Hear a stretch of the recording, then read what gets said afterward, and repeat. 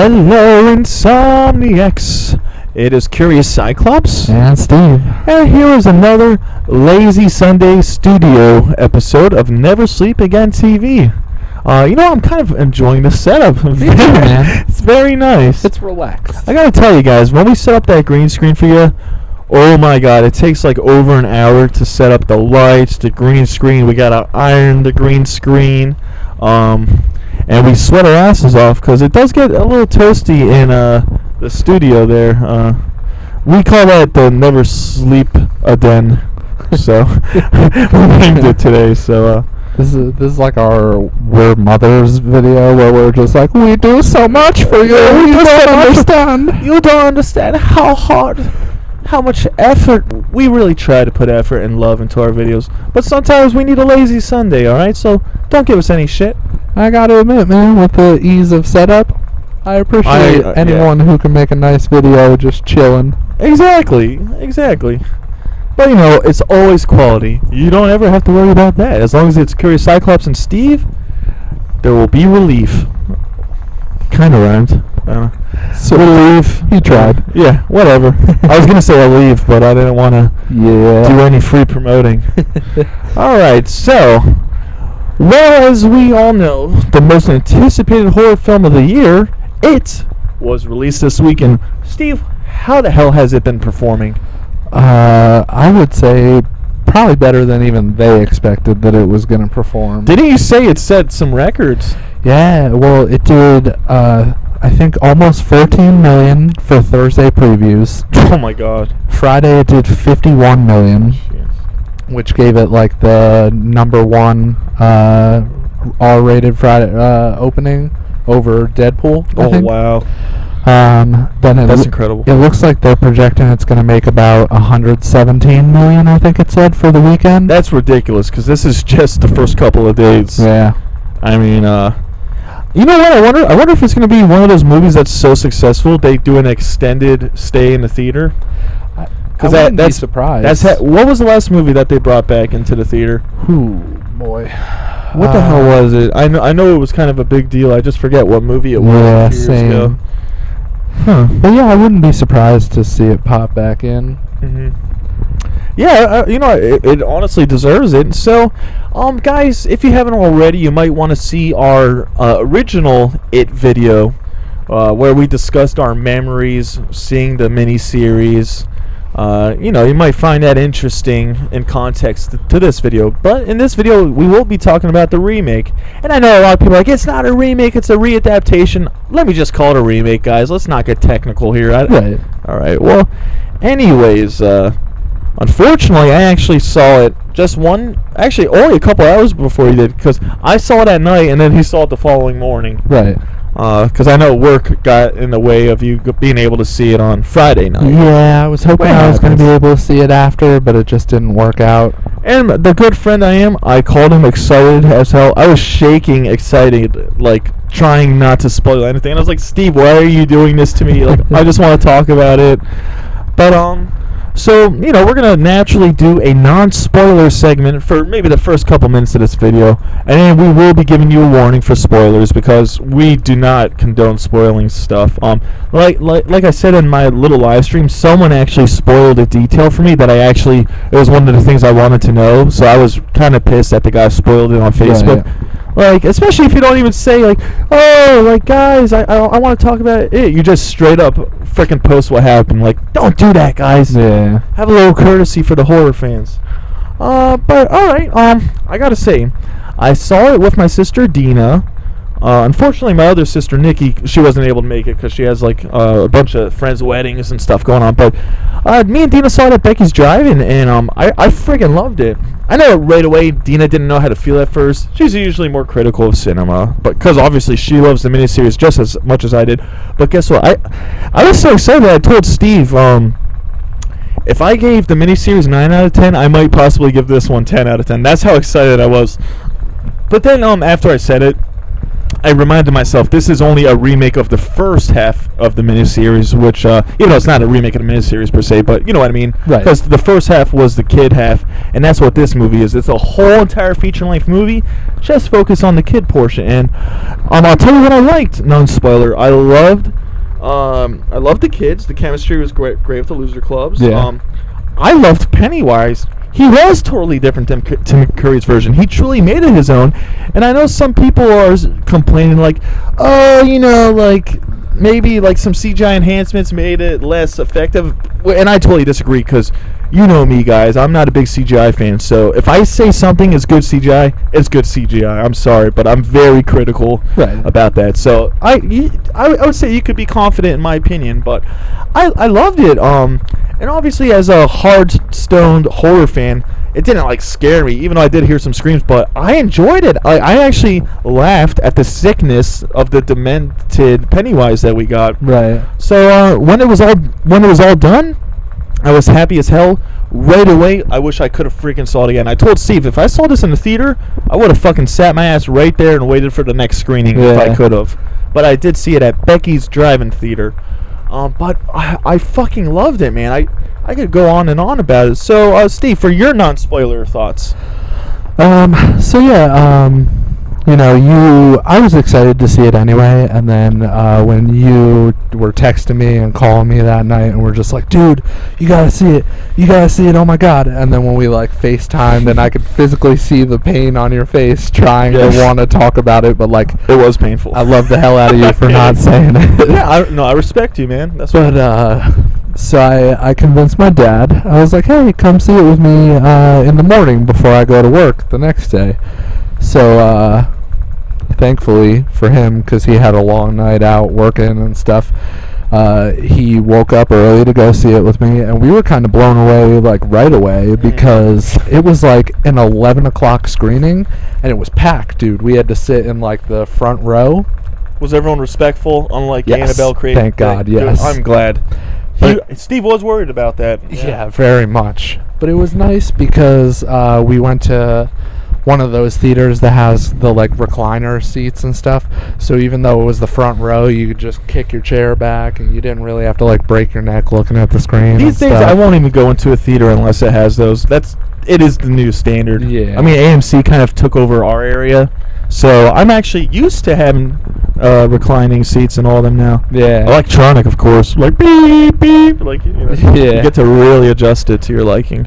But, so we got into it, and, man, like, right away, I just felt, like, brought into that world. Like, the kids were so believable, and, like, it made me so happy, like, seeing this, like, thing that I loved from the miniseries, from childhood, and then from reading the book. Like, just being able to be brought back to that world again was, like, an amazing experience for me. Yeah, I know you said you almost had some teary-eyed moments of the film. Yeah, and I agree, even though I think it was really out of my excitement that I was just like, oh my god, I'm just so happy this exists. Right. I just thought, like, some things were so perfect, man. Like, and this is no spoilers, but, like, the first time, like, you're introduced to Ben, like, I always related to Ben being the, like, kind of dorky fat kid, like, you know.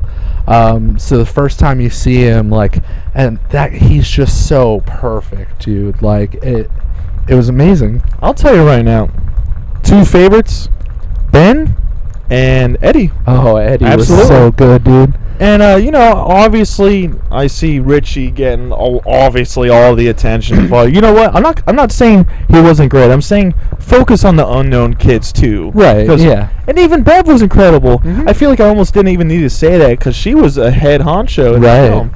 But, I know, what were your feelings about rereading through the book before seeing it? What was that like for you? Well, that was the first thing that I said to my dad when we walked out of the theater was like, oh, I kind of wish that I hadn't reread the book before seeing it.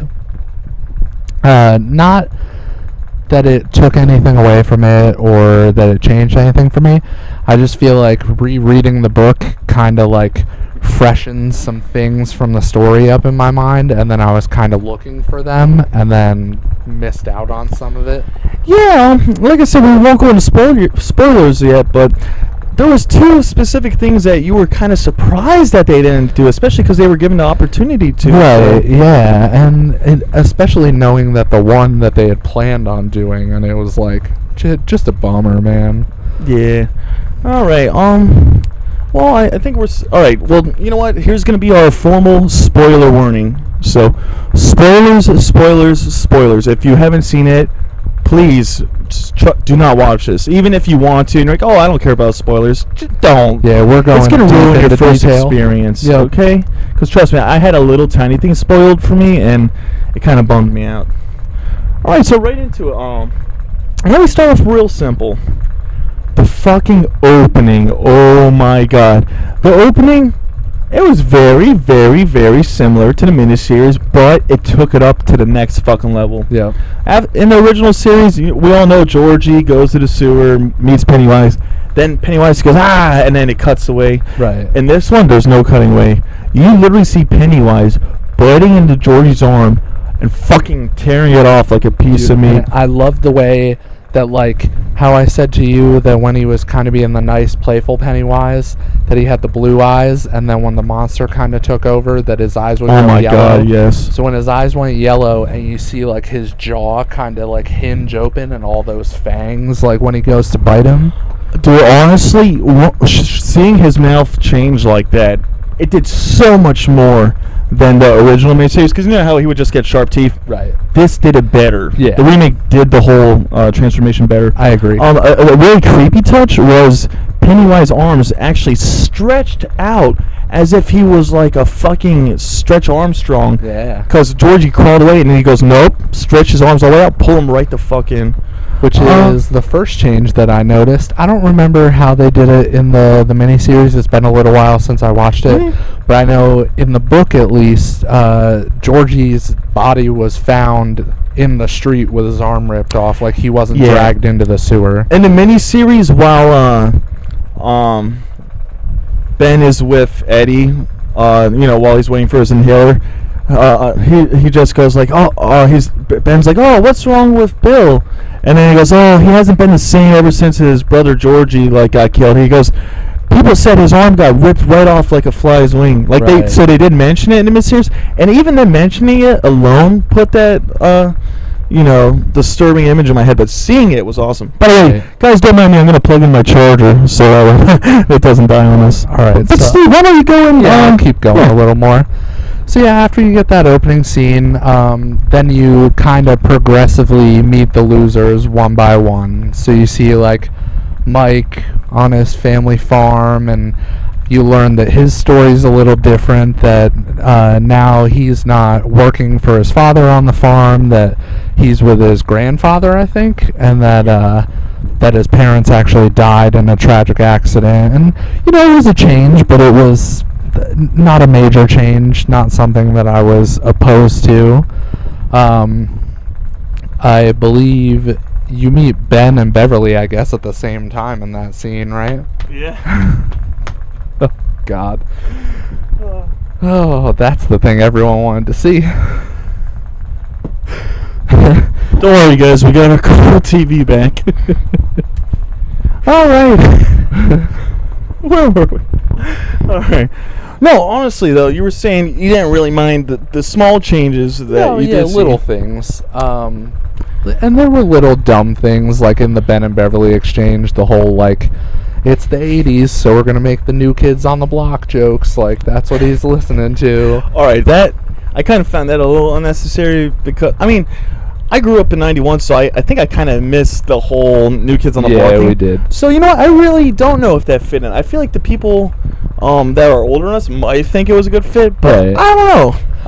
I did laugh a little bit. I thought it was kind of for lack of a better word, cute, like when they did like the song titles, and then when she was leaving, he was like, please don't go, girl, that's another song. I can kind of laugh at it right now, because if it was, let's say, in the mid-90s when we were born, it probably would have been him with a Backstreet Boy poster that he was embarrassed about. Or a fucking Nirvana poster. Oh, even more shameful.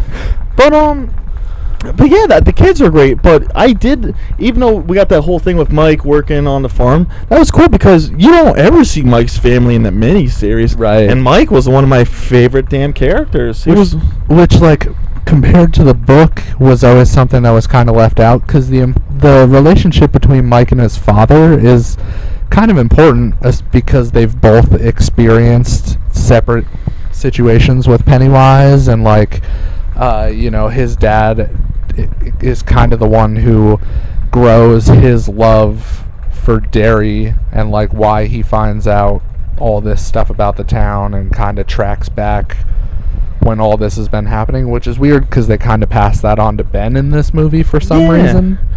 Something else I found was, I wonder why.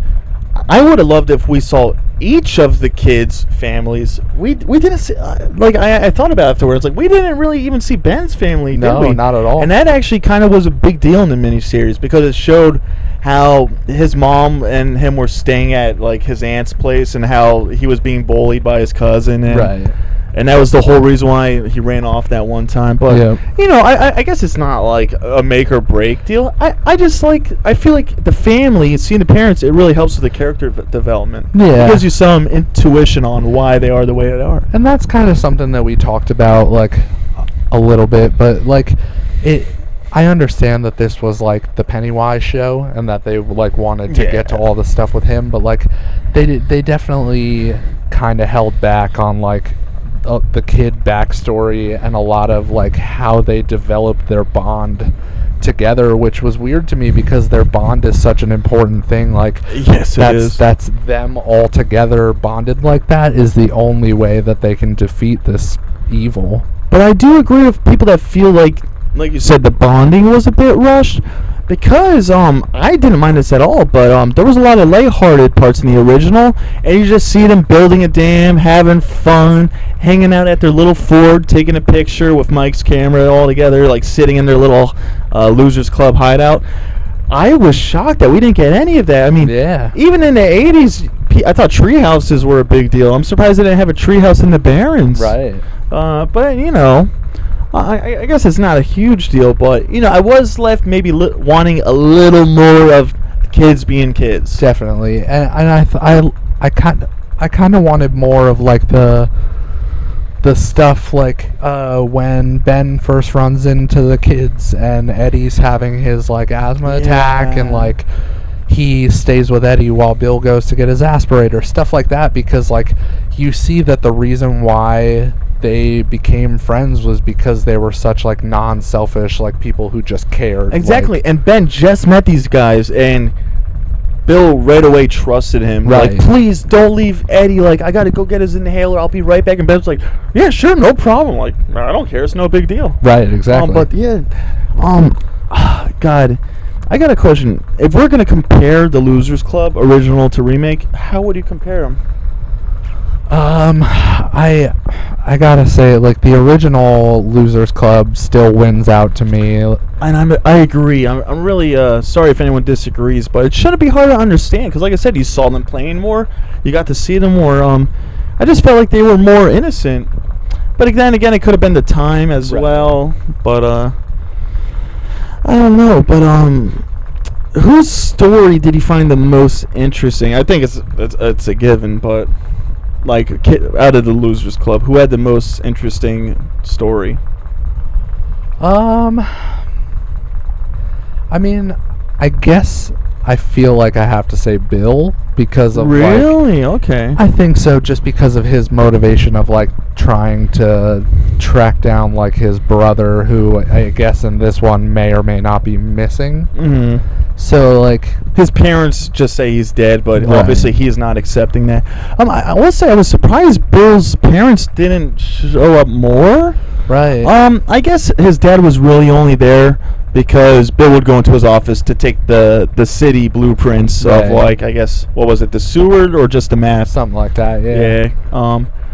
Although, like, at least from the book and stuff, like, his parents kind of just exist in the background anyway, because, like, although in that they know that Georgie's dead, they don't think maybe he's just missing, but they kind of go, like, catatonic on him and just, like, pretend like the world doesn't exist around him, so they stop even really caring about him. Yeah.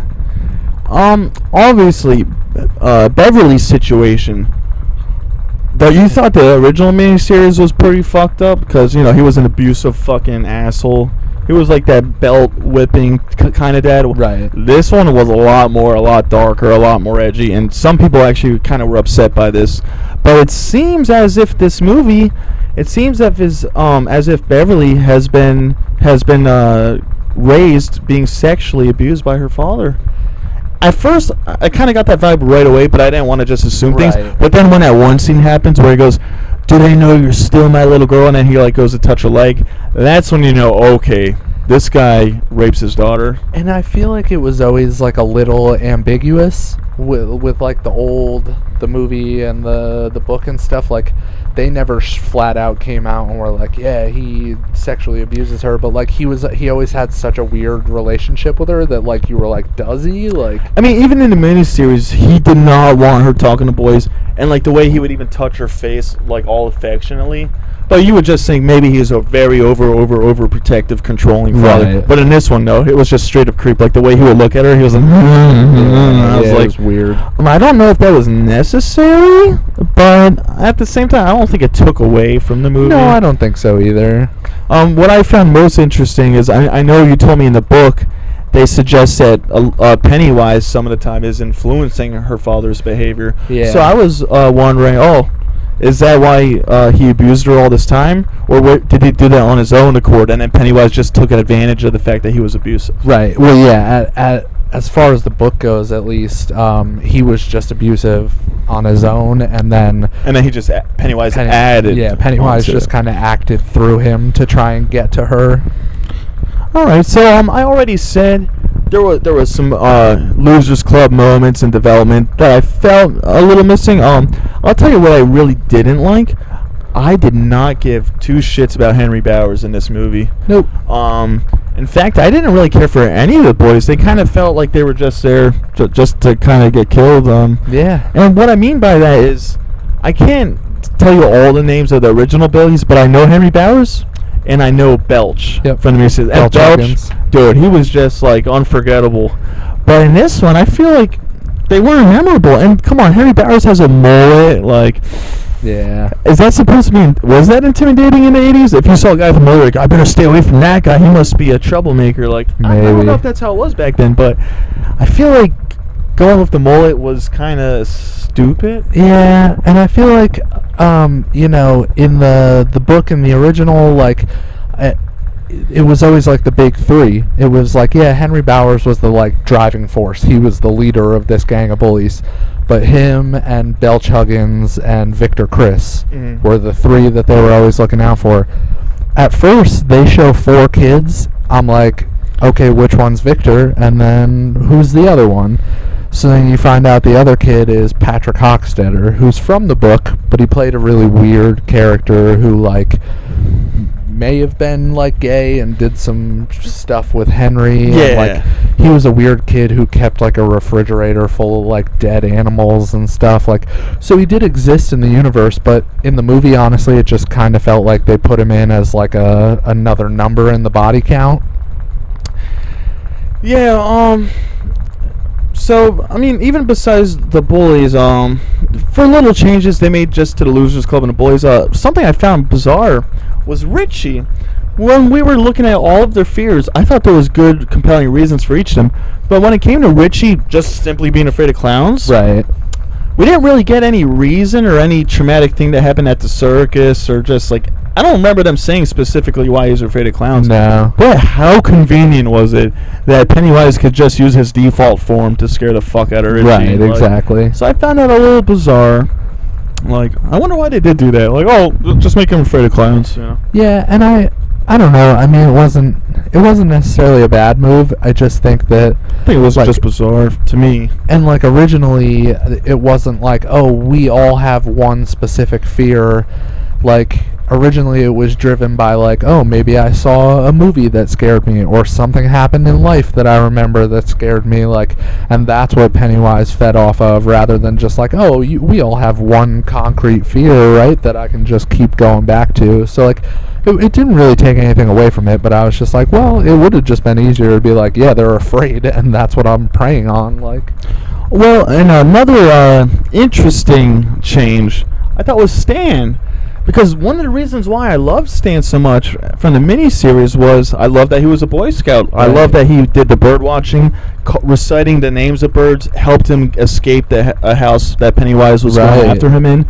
So I was surprised that instead of showing his character as, oh, he's a Boy Scout, they just went with the fact that he followed the Jewish faith.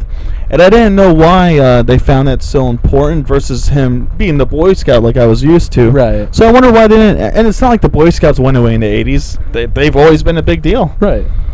And then his fear, I think his fear was probably like the lamest thing out of them. That weird, like, messed up face woman. I think I almost forgot. Like, didn't he just happen to walk down a hall and he saw a bizarre painting of a woman? Yeah, it was like a painting in his dad's office. Yeah, so then right away he's just like, oh, that lady looks creepy. And then Penny's like, okay, I'll become the lady from the painting. Which, like, if you're like a lead rabbi or whatever, like, what is that painting doing in your office? Like, yeah, actually, that's like, what does it have to do with anything? Yeah. Especially if it's like next to a bunch of religious texts and stuff. Like, oh, let me put this demented, deformed lady painting up. Like, what the fuck was that? Right. Anyway, that was kind of weird.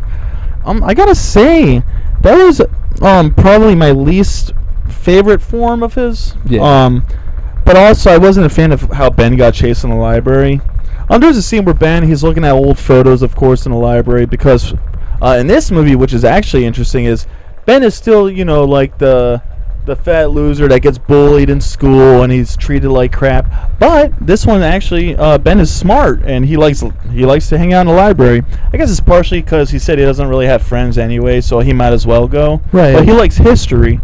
Yeah, which is weird because he was always a smart kid and like learned real fast, and that's why they were always surprised by like, oh, how'd you just know how to build a dam? And he's like, I don't know, I just know these things. That's true. Like, I never really made that connection. Yeah. It's just like, yeah, you put the boards like facing them together like a sandwich. But right. Actually, yeah, I guess they both are smart. Yeah, but then for some reason they just like kind of took that away and, like we said, gave almost Mike's thing to him, and we're just like, no, I want to know the history of the town. And like, yeah, see, I loved in the miniseries how they got the history from Mike's photo album that was given to him by his father. Yep.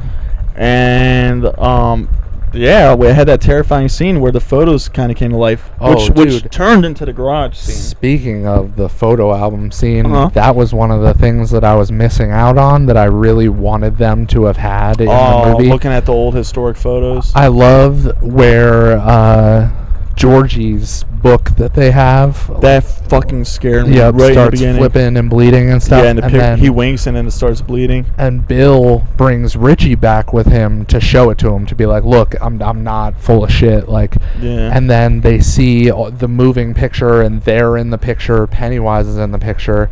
And when Bill goes to touch it, and his finger actually goes like into the photo, so it's like, okay, so your reality can become his reality. Like, yeah. I thought that was always like a big fucking deal, and that they just like left it out. Yeah, the thing that scared me the most about that scene was when Pennywise was doing somersaults down the street, the black and white photo was becoming colorized, and I'll tell you that Pennywise was in the picture, but yet he fucking looked up right at them and roared. And he was like, I see you out there. And then he climbed up that light post and like came out at them. Yeah. But like I said, they kind of did that except with the garage scene and the slides. Right. I just felt like rather than you seeing that you can be pulled into his reality, it was just he can come out of that into your reality. Mm-hmm. So it was kind of a different circumstance. Yeah, absolutely. But you know what? Let's talk about the garage scene. So everyone saw in the previews. They're going through slides. The whole reason why they were doing it is because I believe Ben retrieved sewer blueprints from the library from the public records, right. And then they used a projector to overlay it over like the map of the town. And then it just so happens every place there was an incident, you know how every 27 years there's a terrible incident of tragedy? Every place there was an incident, there just happened to be an outlet to one of the sewer pipes. Yep. So then they were pretty fucking smart. Right away, they're like, okay, there was a correlation between every 27 years and the fact that there was pipe paths that lead to all these places. Right.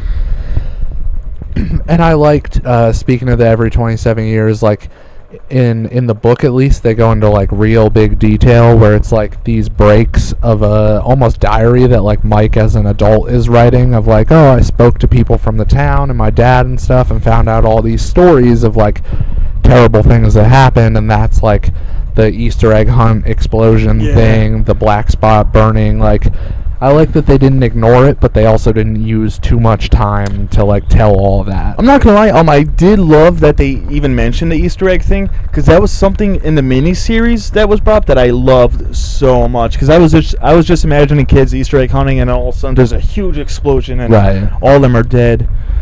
So I really, really loved how they, you know, like you said, they digged a little more into the historic aspects. We got some interesting statistics as well. Ben did some digging, and he found out the mortality rate for children in Derry was like 6 times higher than the national average or something like that. He actually says that the mortality rate in the town is like 6 times higher than the average, and he says that's just grown-ups. For kids, it's even higher. Oh my God! So, yeah, if you're a kid in Derry, you're fucked. Yeah, basically.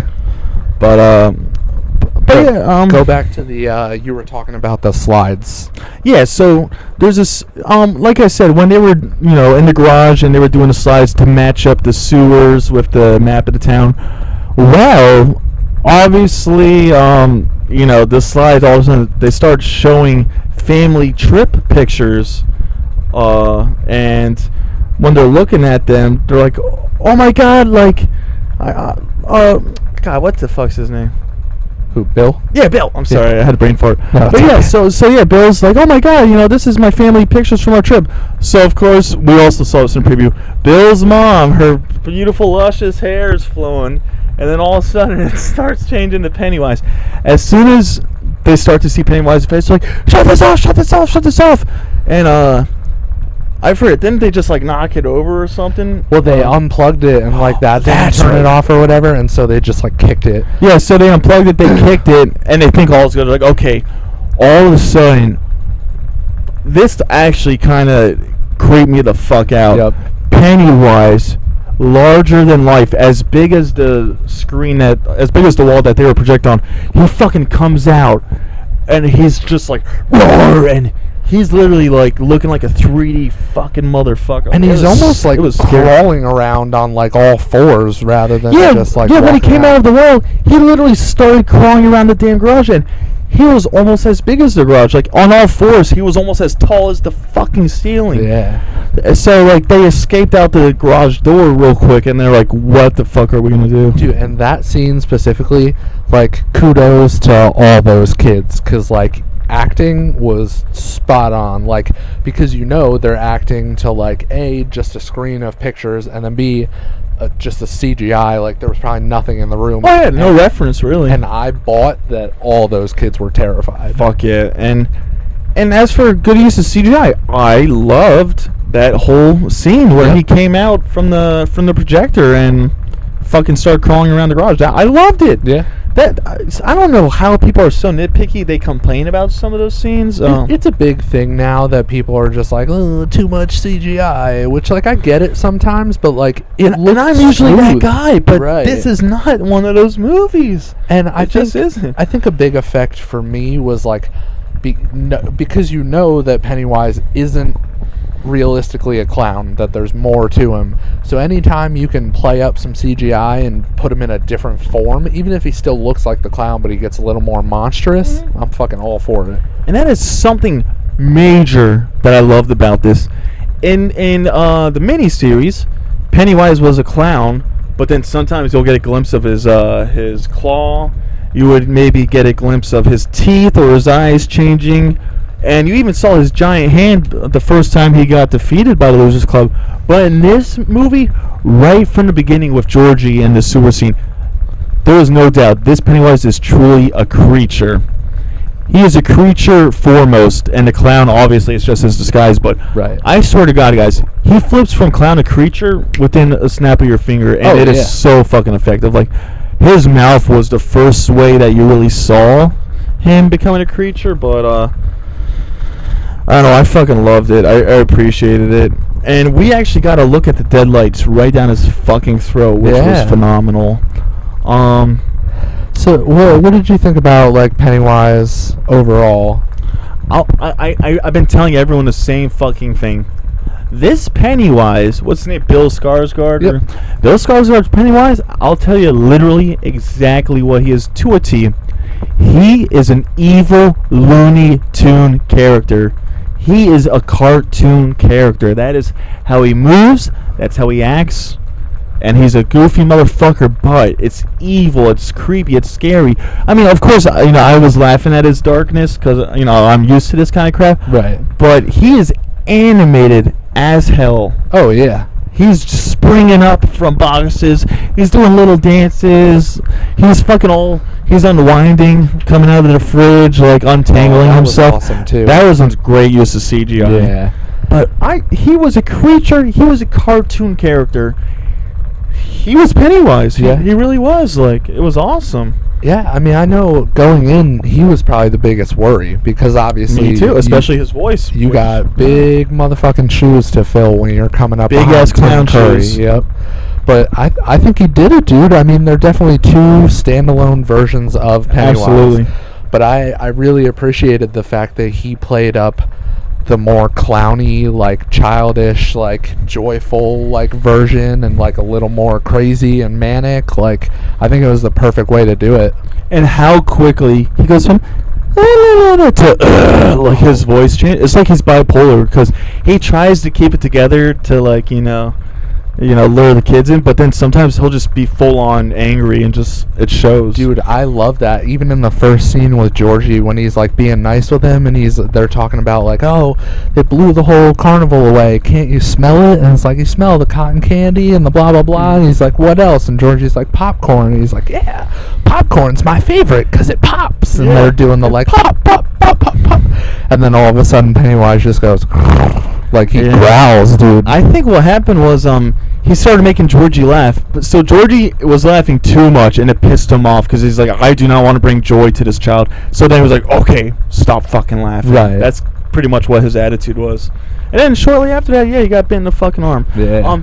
So originally, Pennywise, his base was the sewer.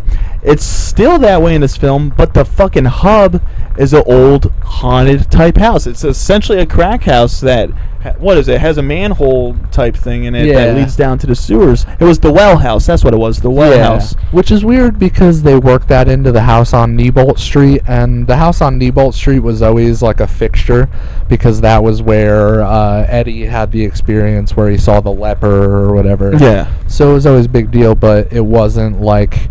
And they did say that, at least in the book I remember, that the house on Niebolt Street was kind of like a hub for him, like, because he could just like pop up through the sewer it seemed pipes like it and was shit. the center of all the paths, all the branching paths. But yeah, I mean, it was an interesting take, I think. Like, once again, the little changes that I feel like don't really take anything away from it. Obviously, Steve, what were the two things that you said were missing that you kind of thought they were gonna do?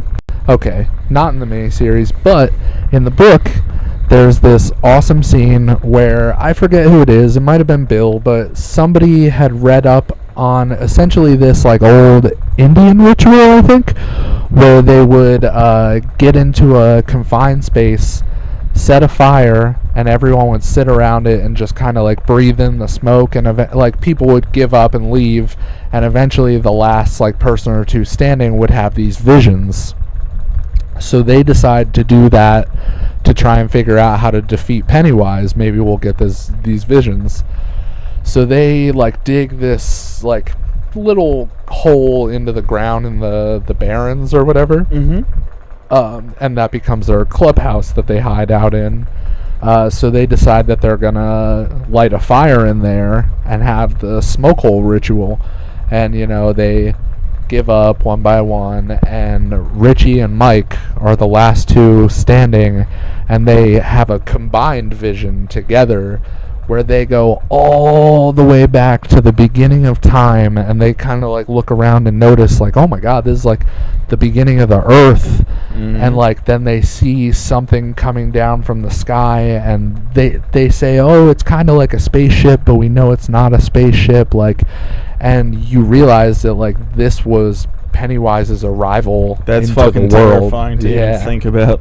And it's a bummer because reading into the movie, apparently the director, Andy Muschietti, or however you say his name, he had planned on doing the smoke hole. Wow. And they, the studio said that it was going to cost too much, and so they made him cut it from the movie.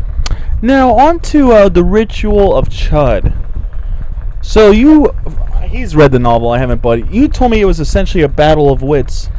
Yeah, the idea is like, from the way they explain it at least, is that you're like biting onto each other's tongues, and like you have to like try and make the other person crack, like by laughing or something of that nature. But yeah, they left that shit out too, man. Yeah, which was surprising. I definitely thought we were getting that, especially because even my friend Ryan just said yesterday, those are the smoke ritual and the ritual chud were the best fucking parts of the book. Right. So it's kind of amazing that they didn't include that. But again, there could always be flashbacks in the next one for all we know. That's true. But I think we would have saw it in this. Yeah. I don't know. And then the thing with the ritual of Chud is that was like how they defeated Pennywise. Thought they killed him as children in the book and stuff. So they kind of didn't see whether he was dead or not. They just knew they wounded him and assumed that he was going to die. So that's why they made the pact of like, oh, we're coming back if he ever comes back and stuff. But in this movie, like, he kind of cowers from them in fear. And I kind of at the time didn't like that, because I mean, let's just say there's even a part where Pennywise, it's almost like he starts to get scared and he goes, listen, if you guys let me keep Bill, I'll let the rest of you go. And even Bill was like, guys, listen to him, fucking leave me here with him, right, and like get the fuck out of sewer. And they wouldn't do it. So obviously they ended up, like, I guess, defeating him. Originally how they had the whole, this is battery acid you slime with the inhaler. Yeah. It seemed like this way, this time around, they used Mike's air gun that he would use to, put out the cattle to kill them. And Mike goes, Bill, it's not loaded. Bill didn't give a fuck. For some reason, he still put it up to Pennywise's head, pulled it, and bam, made a huge fucking impact in the front of his skull. Which also reminded me that we talked about earlier, the fact that they used that like air compressor gun instead of the silver. Like you said, they did the earrings in the miniseries. In the book, they were like silver dollars, I think, that they like melted down into little like BBs. Like, I guess it's not super important, but I always thought it was kind of cool that these like badass kids can just like take some silver and fucking put it in a slingshot, and like that's how you take them out. Yeah, at least in the miniseries, they explain that by saying it's because they saw the werewolf movie. Right. Yeah. But I was surprised that this silver wasn't even a thing. At first, sometimes iron is something that hurts monsters. So I was like, what is it in this movie? They're using like iron fence posts. So they call them the spikes, and that they hit them with. But I found it interesting they left it out. Another thing, in the original miniseries, Pennywise gets fucked up with the silver earrings when he gets shot in the head, so bad that he has to escape and recover. In this one, he got stabbed right through the fucking eye with the fence post. It seemed like a couple minutes later he fully regenerated. Yep. And if he regenerates that quickly, why should he be afraid of them? Right. Doesn't he just need to go away for 5 minutes again and then he's fully restored? Right. So if there's anything I didn't like about Pennywise, I don't know why he regenerated that quickly. Yeah. Because it's not like he's still a physical being, so I just don't understand that. Because if he regenerates that quickly, who the fuck could be a threat to him? What does it matter that he got shot in the head with that air uncompressed gun? Right. If he's just going to be okay. And another part of like missing out on the ritual of Chud that I kind of understand why they would leave this out, but one of the things you miss is that when he's doing the ritual with Bill is you kind of see his like monster form or whatever, but then you also learn a little about the turtle, like, which is, it's all stuff that's hard to explain, so they probably just left it out, because even like we were talking about, you kind of have to be into like the Dark Tower to really know what all that is. Dark Tower definitely fills you in on Pennywise's origins. Yeah. There was 2 turtle references that I caught. There might have been more than 2. Yeah. Obviously it was the turtle Lego that we saw in the trailer. Uh-huh. And then part 2 was when they were just having fun in the water. Oh, yeah. Ben goes, look, a turtle! And I got so excited because I thought they were going to flash to it and see him swimming around. But no, they didn't bother showing him, which is okay. Yeah, it was fine. But I like that at least they're like, turtle! But, turtle! But, is there anything you feel like was like vastly improved upon compared to like at least the miniseries? yes, depicting Pennywise as the creature that he was. Absolutely. We saw he was almost like a mutant alien in this one. Right. Which was fantastic. I loved it. I loved seeing his mouth open up, showing that he's not the Pennywise that you know from Tim Curry's version. Yeah. I think comparatively for me, I think my favorite like improved thing is the bathroom scene with Beverly. Especially because it was way more true to the novel. Yeah. Because you're the one that told me when you read it, like, that's what I imagined. Like, I get that, you know, it was a TV miniseries on ABC, I think, so they kind of just had to like throw a little blood in there, but like, this is what you expect. Because you said it, like, actually, this was even in the miniseries. I almost forgot that. Because you see it in the second half of the movie. But yeah, when Beverly finally gets the courage to show her friends the bloody bathroom, they all see it and they help her clean it up. And oh my God, one of the most heartwarming sequences of this film was, I believe they were playing really nice music. It's almost like the kids were having fun cleaning up the bathroom of blood, because they're like, we cannot leave this like this. Right. Even though we know the parents can see it, we can't leave it like this. So it's almost like they're having a good time. Like, everyone's cleaning up, mopping up, like, you know, they're dancing around, and they're fucking soaking up blood. What kind of kids would volunteer to do that? Like, so, you know what? That really touched my heart. The fact that they would do that for their friend. Right. Is incredible. That was another like important scene for like the bond of the Losers Club. And it's not really important, but right away when I saw Beverly with the short hair, I was like, I wonder if she's gonna start with long hair and then cut it off because she gets gum in her hair from bullies or something. So it was interesting to see that. Essentially, she cut her hair to rebel against her father because obviously he was attracted to her, and I'm glad it kind of worked, because the first thing he says is, "Why did you cut your hair? It makes you look like a boy." And she's probably thinking, "Thank fucking God!" Like, maybe I won't get raped. I heard an interview with her where she said that when she auditioned for the part, that they wanted to pass on her because they said she looked too much like a boy, because that's like her natural hair. How could you say that to a kid? Right. What the? Hollywood's they said evil, it to man. her or her agent or whatever, Yeah. but still fucked up. Yeah. But that she shot another audition with like extensions in her hair and stuff and kind of dressed a little more girly, and then they were like, oh well, if you do it like that, then you got the part. And she was like, I thought it was funny because I got the part, and then like my second or third scene in the movie, I cut it all off anyway. That's so cool. Yeah. So she pretty much said, "Fuck you." Yeah. Well, good for her. Yeah. You know what? She was a great actress. She obviously was the leader of this Losers Club. Yeah, which was awesome. Which is surprising because, like, it's supposed to be Bill, because the main drive behind the whole thing is like Georgie. Yeah, because obviously they're trying to find Georgie and all that. So they put them on like pretty even ground, which I was like, oh, that's interesting. But I gotta say, for something I loved a hell of a lot more in the original, the rock scene, the rock fight, way better in the original. Yeah. I don't know why the fuck they did it so quickly and so abruptly in the remake.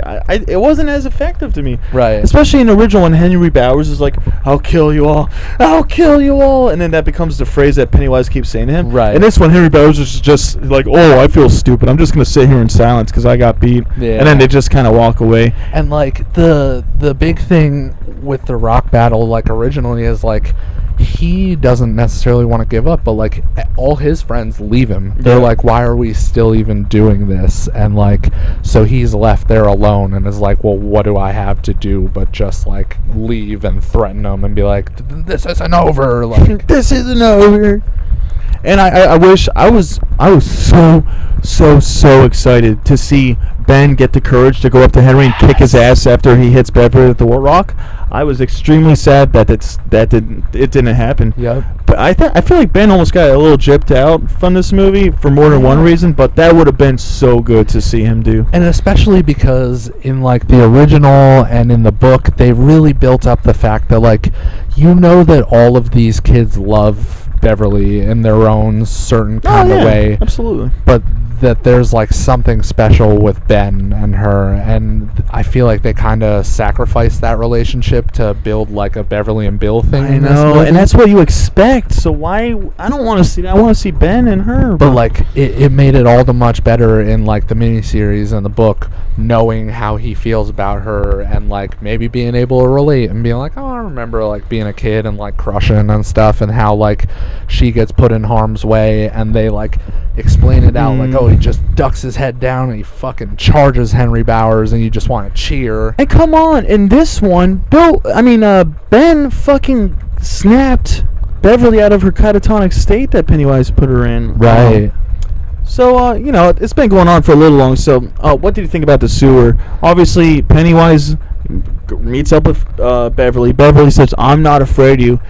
It was kind of sad how he smelled her and was like, oh, P.U. Right. So then, he just decided to stick her in the air? I'm assuming that means that he, like, didn't smell fear on her. Like, yeah, exactly. So, like, but yeah. So it wasn't then he appetizing. traps her in the deadlights. So, made me, I questioned? What's that? So, do you know how Pennywise, he usually just scares kids and eat them?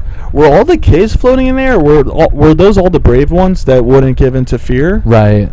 Is that what that was? Because if that is the case, they should have went with like 10, not like 50 kids that were so brave. He just was like, oh, I can't eat them right now, so I'm gonna save them in the air for later. And then they like made it a point to say like, when they defeated Pennywise, that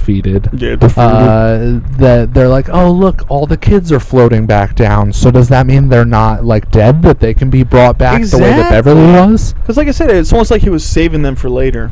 So that was kind of bizarre. So, all right. Aside from that, let's finish on the closing. Something I actually really did love. I mean, the 90s version was so touching. How they all took the hit of Eddie's inhaler to as their blood oath. Yeah. But in this one, it's a straight up cut your fucking hand blood oath, and they all hold hands in a circle. That was beautiful. Yeah. Beautiful ending.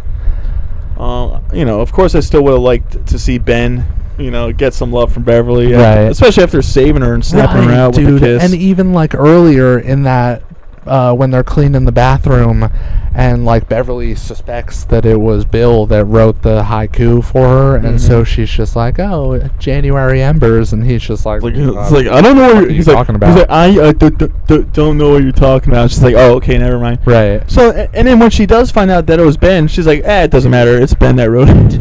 Did you get like little like nerdy chills like when he kissed her to break her out of it, and she said like January Embers or something, and Ben goes, my heart burns there too.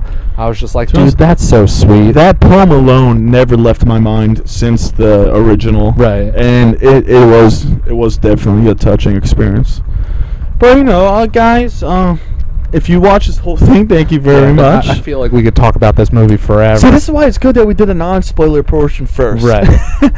All right, but I just want to reiterate before we break that like I know we really picked it apart and stuff. Oh, but like we both love this movie. Absolutely, it's fucking fantastic. If I want to be totally honest, at the very least I love it just as much as the original. And I think the original is a masterpiece. I'm not one of those people like, oh, it didn't age well. It's shit now. Like, no, I don't agree with you. Right. They're both equal in my eyes. Yeah, that's what I was. And I'm glad we got another one. I was saying to you, I feel like to go for all three. I know you haven't read the book, but like I think that the original miniseries and this movie kind of sit on the same level for me. Probably like a 9 out of 10. Like that good. The book's a 10 out of 10, dude. Like. And since he lent it to me, I will be reading, especially after seeing this remake, which I'm going to call it, or you can call it a readaptation. I don't care. I don't care what you guys call it. Right. But, I guess that's going to wrap it up for It 2017. So thank you so much for watching. Kurious Cyclops. And Steve. Thank you for watching Never Sleep Again. Bye, Insomniacs. Thanks, guys.